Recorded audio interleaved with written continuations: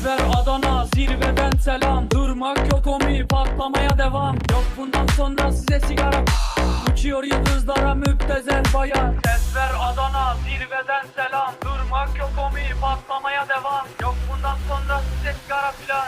Uçuyor yıldızlara müptezel bayan. Harmanın, baba nerede çarşafım? Gördüğüm bu paketler benim dermanım. Hoppa yavaşça açıldı fermanım. Sakın kaçma buraya gel la kezbanım. Adana çocuğu aga şehrimin delisi. Olay büyük kardeş mevzu kendisi. Plaka 01 korkumuz dinle. Yazmak için yine yuttun bence. Hey torbacı bana versene borç. Olmaz lan valla mallar beşik atıyoruz. Bu yüzden babamın cüzdanını çalıyoruz. Akşam olunca dayak yemeye başlıyoruz. Sesler Adana, zirveden selam. Durmak yok omi, patlamaya devam. Bundan sonra size silah filan.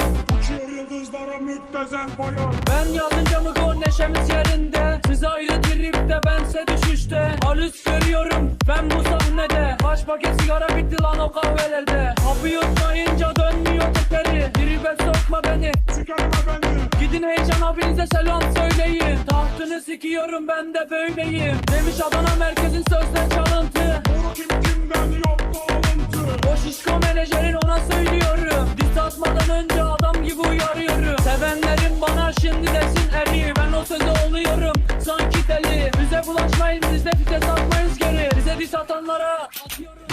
Zek rakı yok dayı hani bize sigara. Memurlar geliyor yat yere yat. Nezarete düştü al bir sigara yak. 10 dakika sonra baba ifaden alınacak. Sokakta yine siren tüp al bir sigara yak. 10 dakika sonra baba ifaden alınacak. Sokakta yine siren sesleri. İlk başına tetikçi kaldır elleri. Kopma